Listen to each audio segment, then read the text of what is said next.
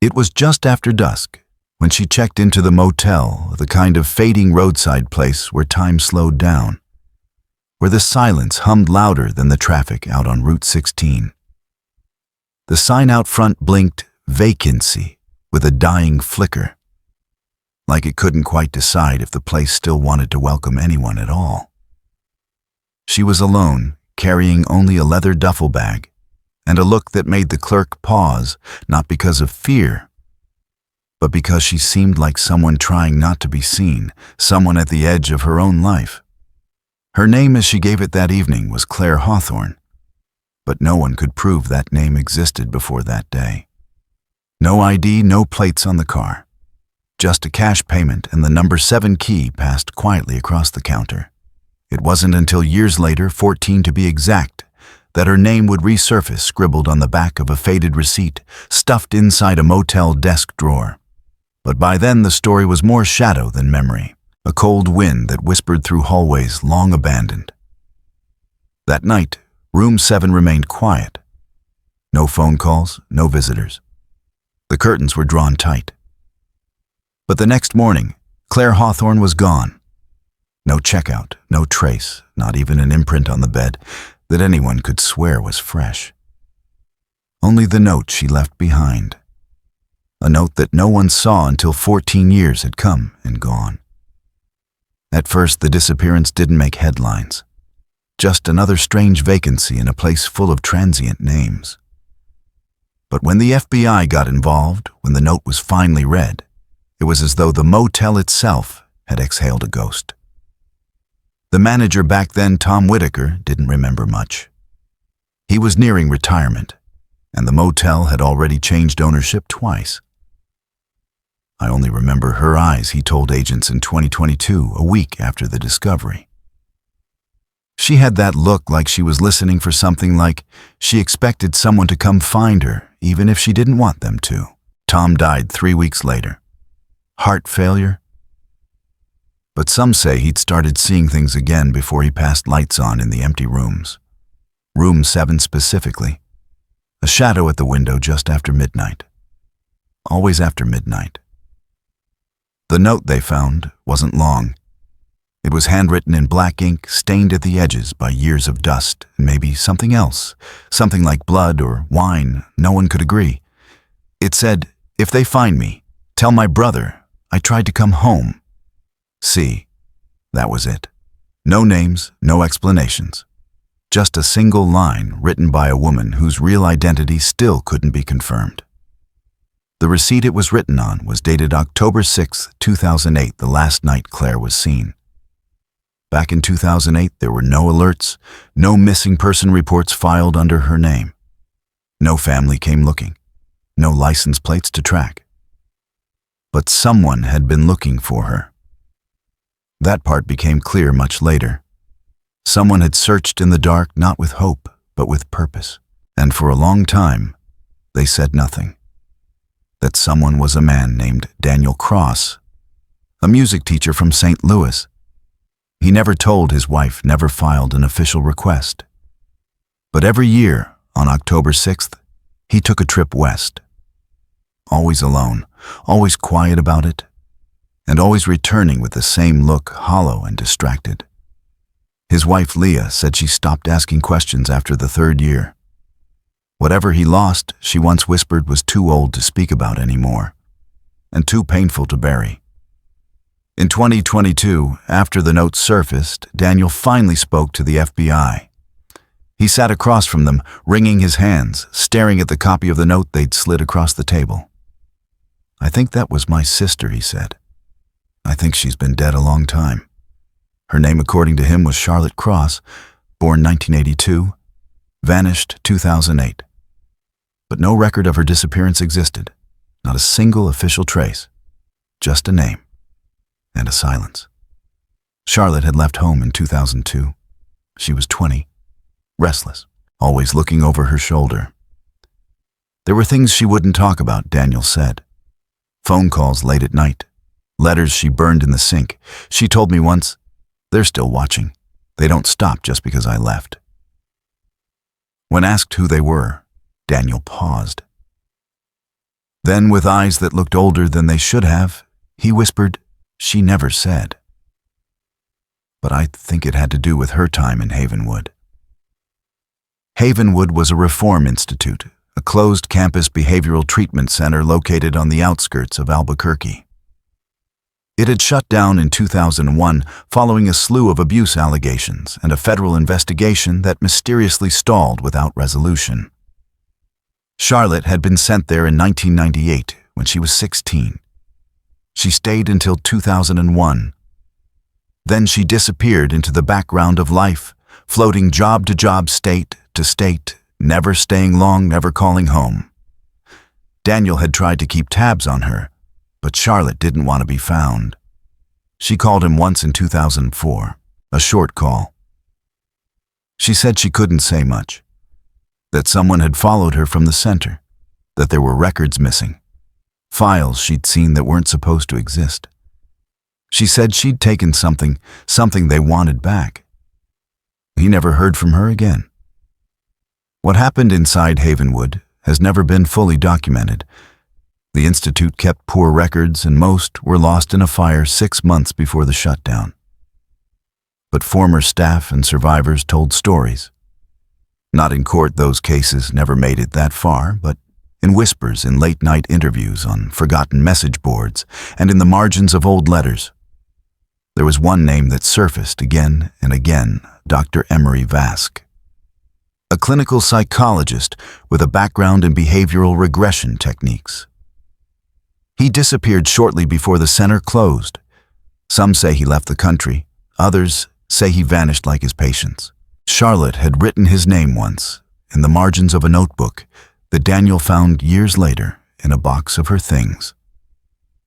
Just a name underlined twice. Next to it, the phrase, "He remembers everything." If Charlotte had been running from someone, that note in the motel, that single heartbreaking line, was the last trail she left. Daniel Cross kept the notebook hidden for years. He said he didn't want anyone else to see it, not even his wife. He told the FBI he had a feeling deep down that if he ever opened it fully, something would happen. Something irreversible. But once the note from the motel surfaced, it was like a dam broke inside him. He returned to that old box wrapped in painter's plastic and stuffed behind insulation in the attic, and pulled out the black spiral-bound journal. The pages crackled. Mold had begun eating at the edges, but the ink still held. It wasn't a diary. It was more like a collection of codes, place names, fragments of therapy notes, and memory exercises, things that only made sense if you'd lived inside the mind of someone unraveling. On one page, a list of train stations in southern Colorado circled in red with dates beside them, none of which matched any known travel history. Another, a crude map with the words, "No return from the wing," written in jagged, heavy letters. Daniel didn't know what it meant. The FBI didn't either. But the page they focused on most was the one dated October 2nd, 2008, 4 days before she disappeared. It read, "The room is ready. I'll leave the note if I have to run. If I don't show, look under the baseboard. They won't search there." The baseboard. Agents returned to the motel the next day, even though it had been condemned and sold for redevelopment. Room 7 was gutted, the furniture long gone, while the wallpaper peeled down to bare drywall. But the baseboards were still intact, cracked, warped, but still there. They pulled them up. Underneath, in the space between the wood and the concrete slab, they found a cassette tape wrapped in black electrical tape.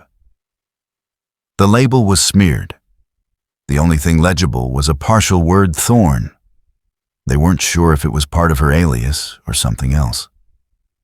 The FBI lab restored the tape. What played was disturbing, not in its clarity, but in its chaos. It began with static, then the sound of someone breathing shallow, panicked. A woman's voice, barely audible. "If this is found, please listen. I didn't want to record this, but they're coming tonight.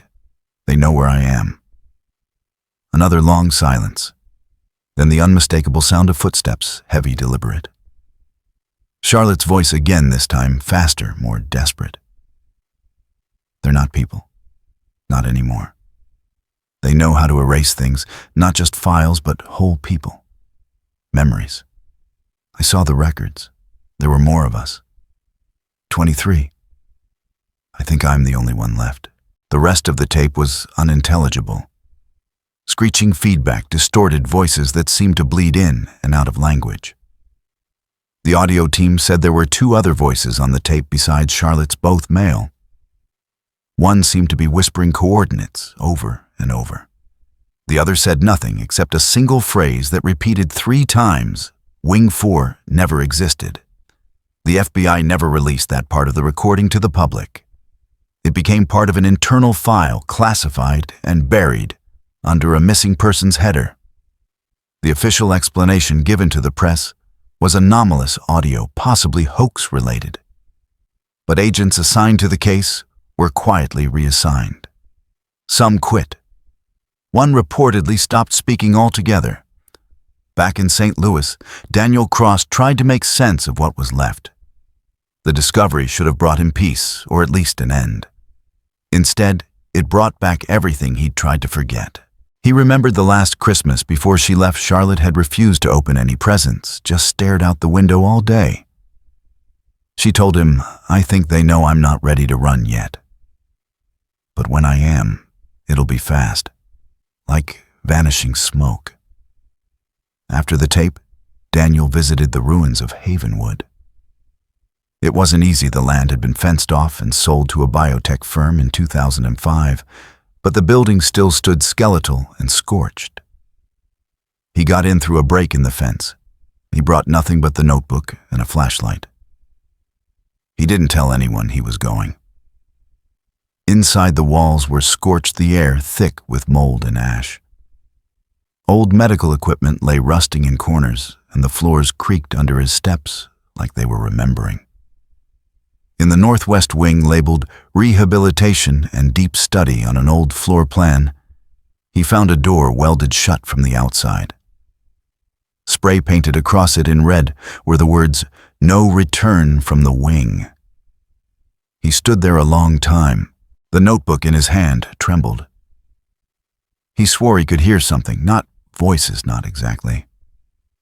More like the sound of water trickling behind the walls or electricity humming through long dead wires.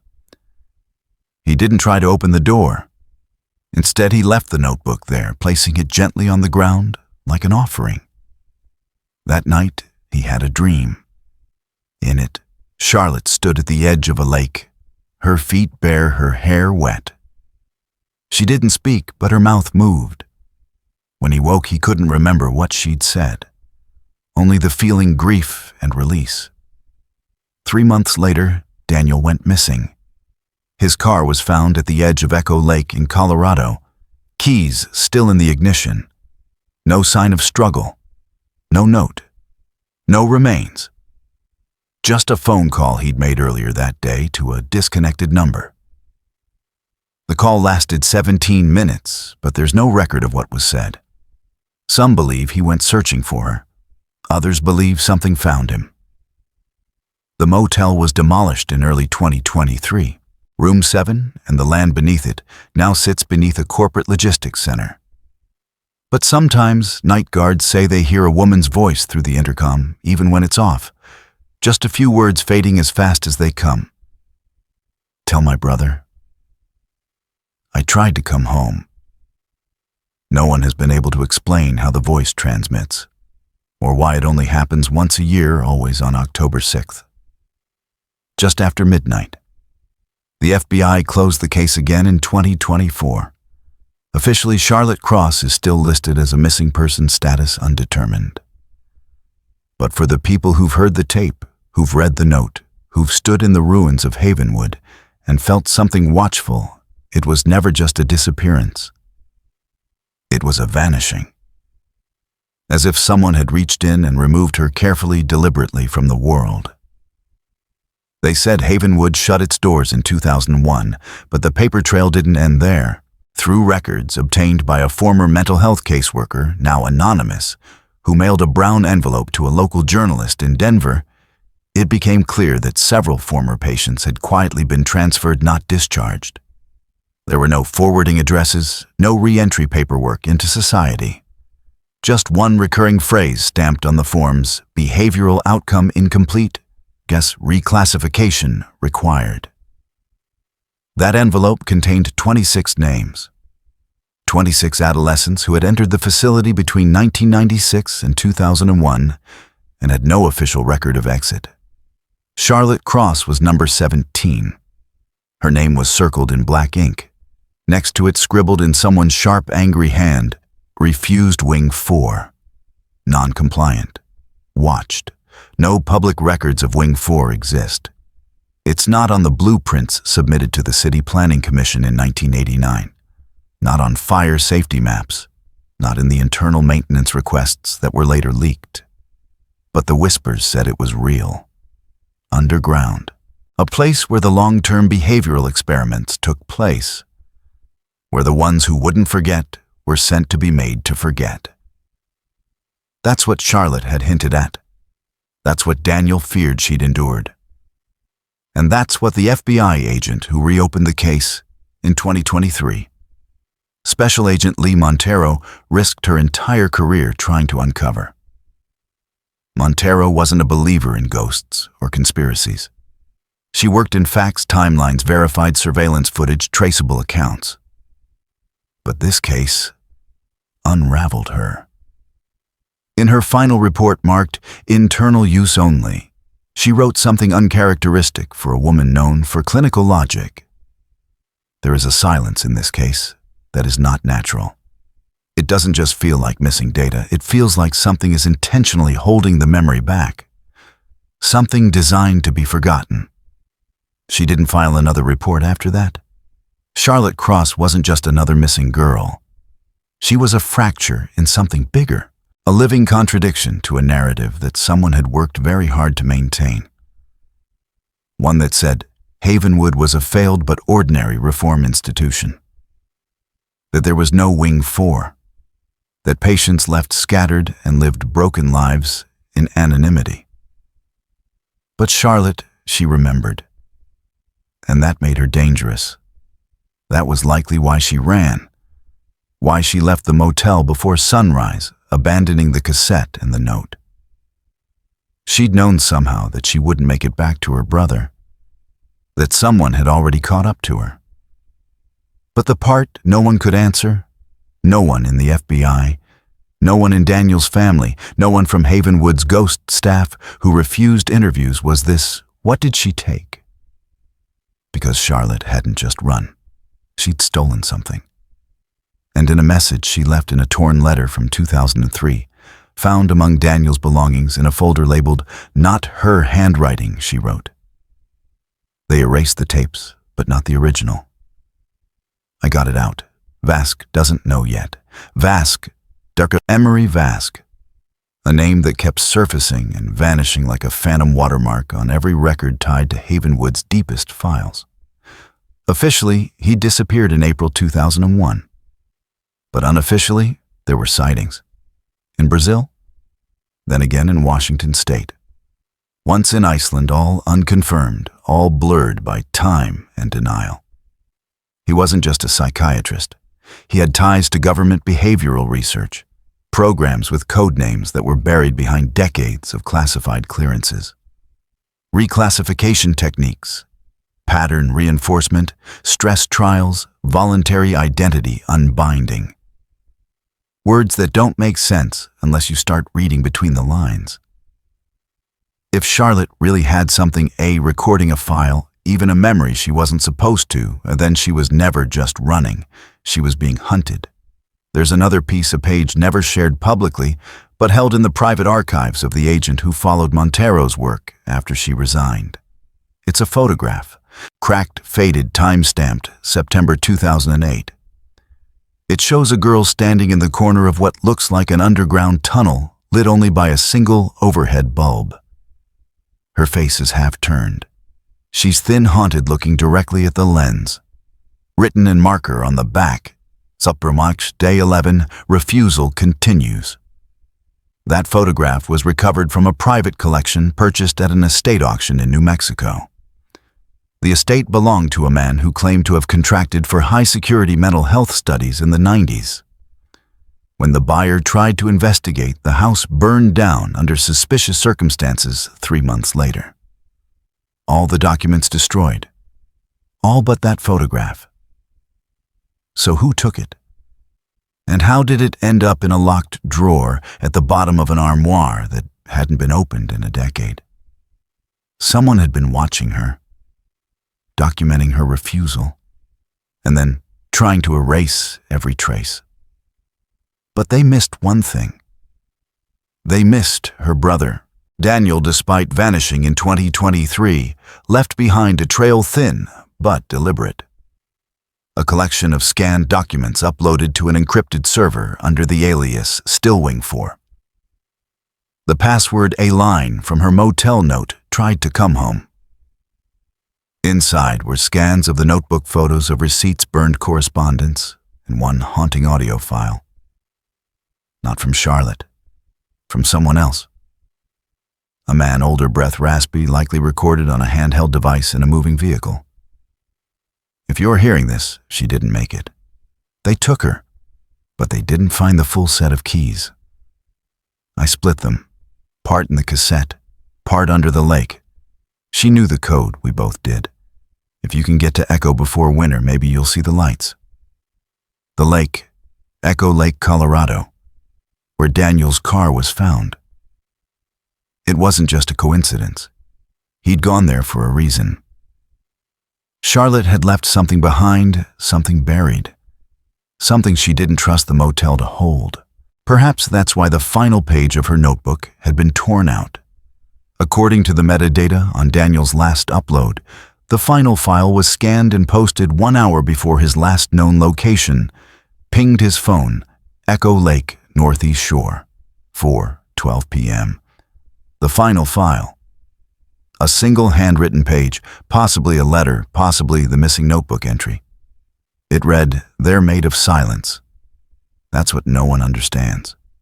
They don't erase you like a gunshot. They take your echo the way the world used to respond to your name. After that, people forget you ever existed. But not everyone forgets. I remember. Even if I vanish, I remember. Some say memory is all that keeps a person alive after they disappear.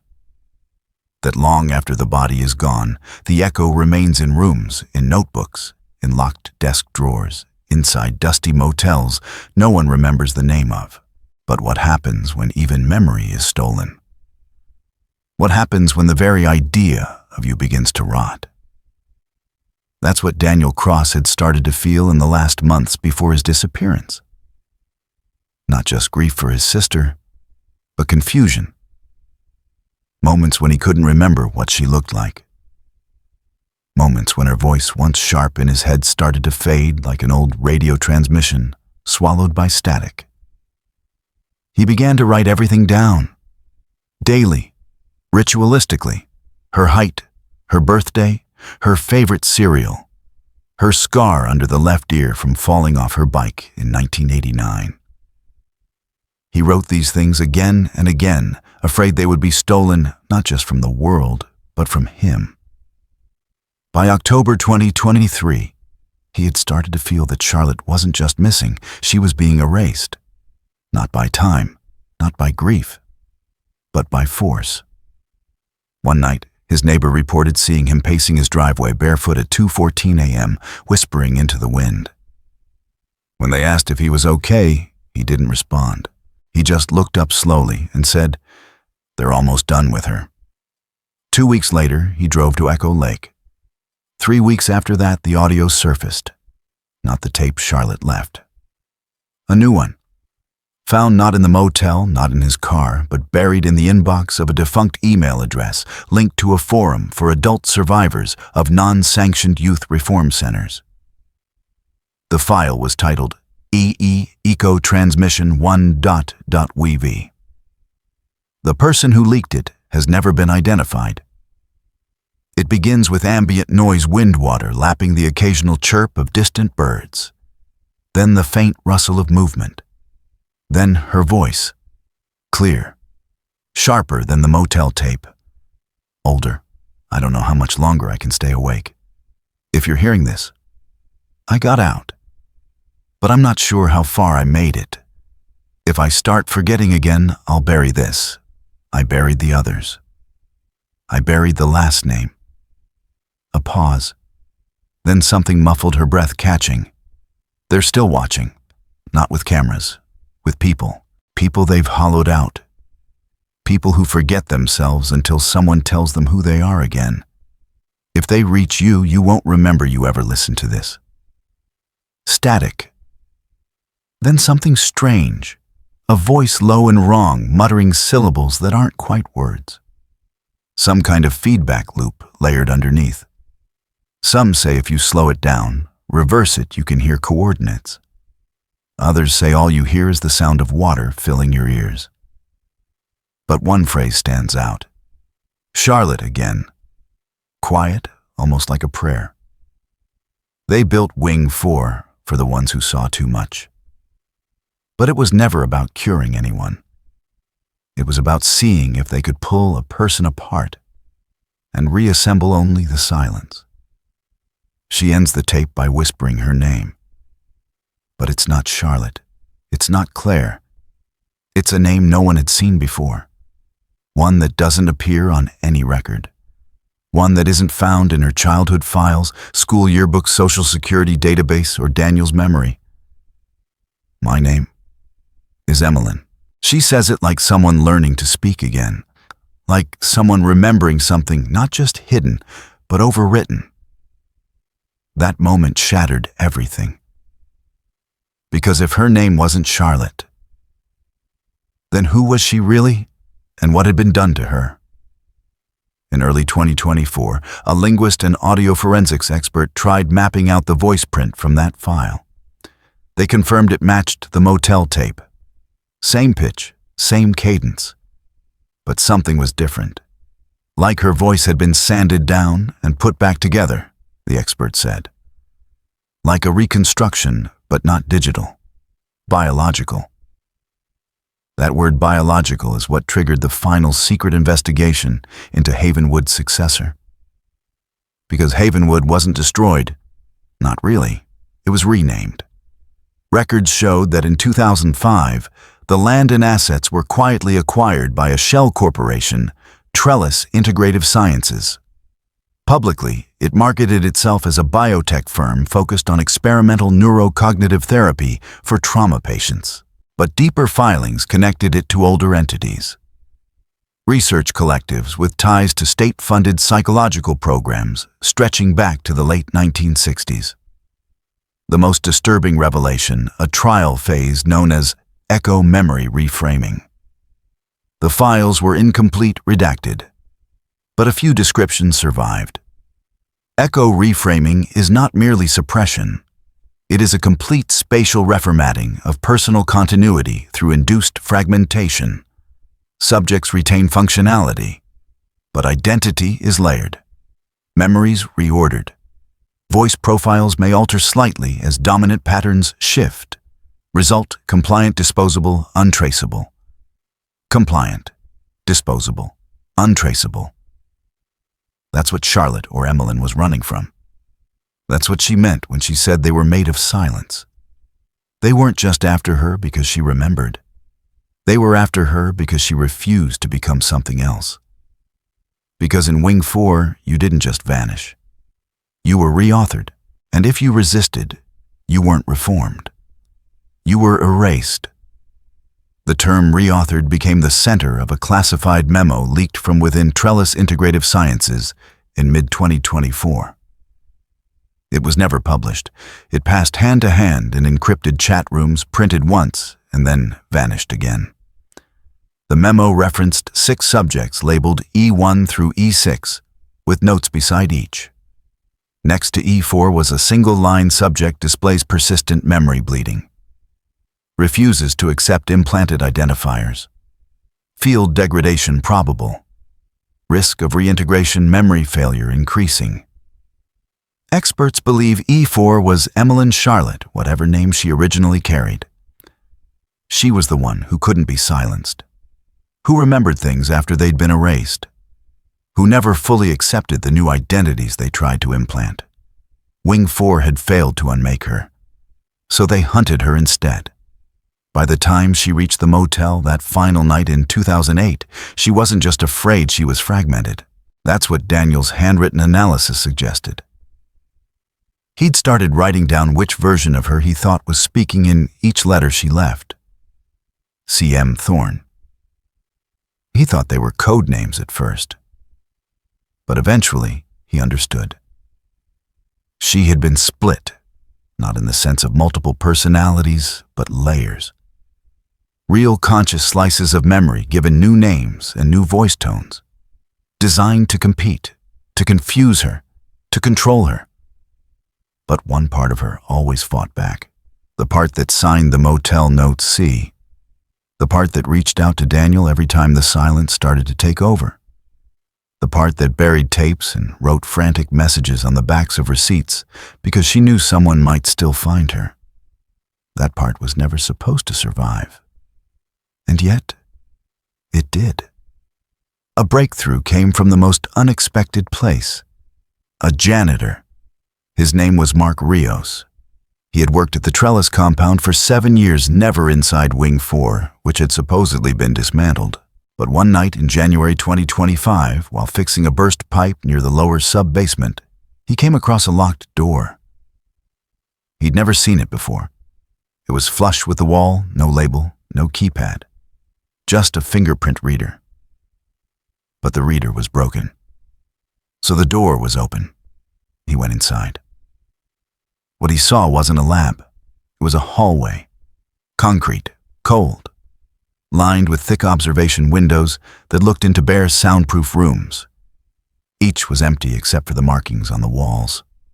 Writing, scratched and desperate. And names. The same names from Daniel's list. Each one paired with a short phrase. Things like, I was born here. I don't know which name is mine. They call me Silence. And one name, repeated more than any other. Emmeline. Written not in panic, but in fury. As if the person writing it was trying to hold on to something that kept slipping away. Rios took a single photo before alarm sounded. He was detained, questioned, fired. But he didn't delete the image.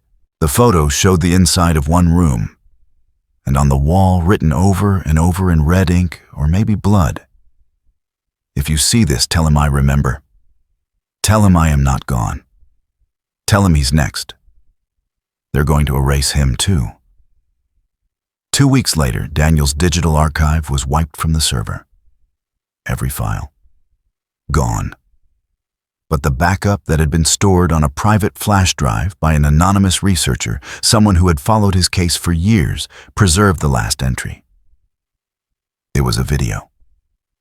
Just 5 seconds long. It showed Daniel standing in front of Echo Lake, looking straight into the camera, mouth open like he was about to speak. Then, the screen went black. But if you listen closely to those final frames, if you isolate the background, sound remove the distortion. You hear one word whispered behind the wind. It's her voice. And she says, run. Then silence. No further data. No confirmation he ever left that lake. That's how the record ends, not with a resolution, but a warning. And that's what makes this case different from all the others. Because most disappearances leave behind grief, emptiness, a haunting. But this one leaves behind instruction.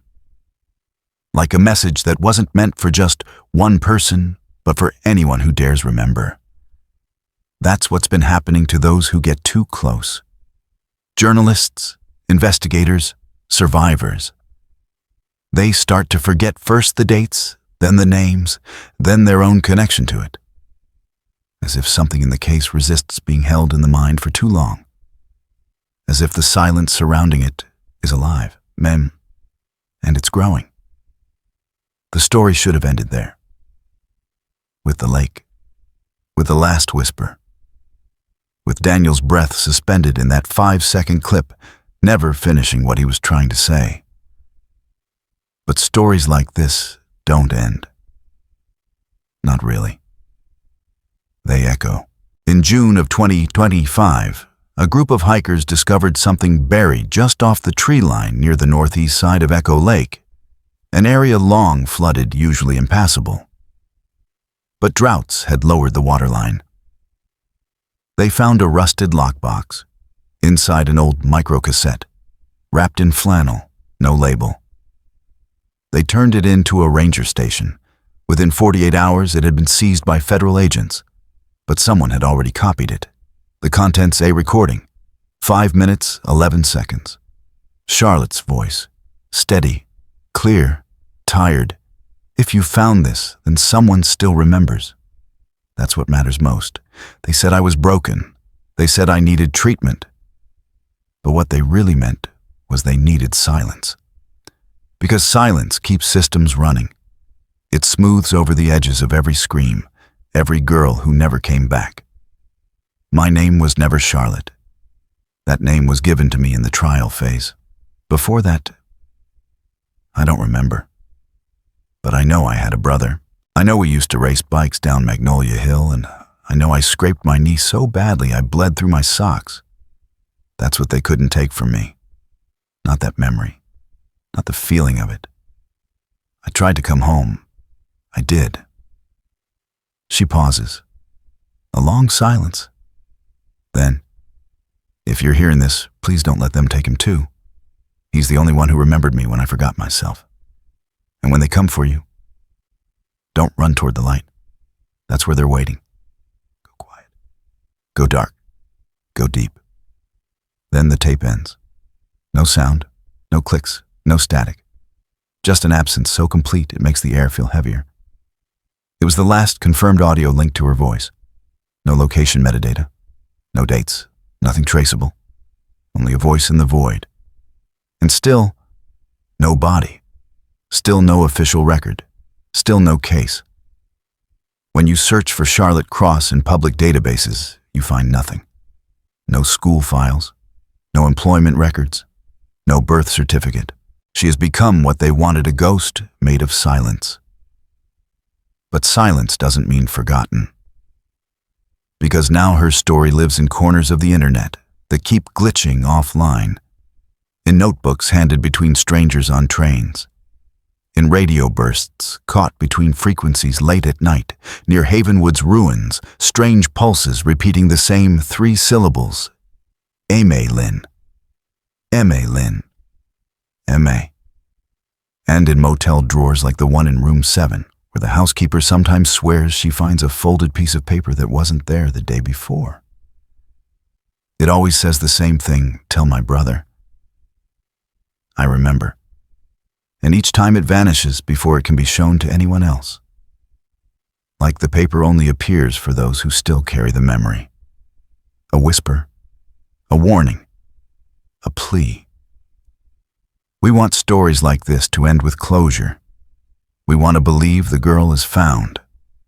The brother is safe. The note makes sense. The motel is just a motel. But the world doesn't always work that way. Some disappearances aren't meant to be solved, they're meant to be continued. Passed like echoes through time, reshaping the silence around them. Because maybe the truth isn't in finding Charlotte Cross. Maybe the truth is this: she was never allowed to be found. Not in body, not in name, not in memory. But sometimes when the wind moves just right through the pine trees along Echo Lake, when the surface ripples like something trying to rise, if you listen close, you can hear it. A voice low and steady speaking directly into the silence. I remember. I remember. I remember. And somewhere far beyond what we can name or trace or hold, someone still hears her.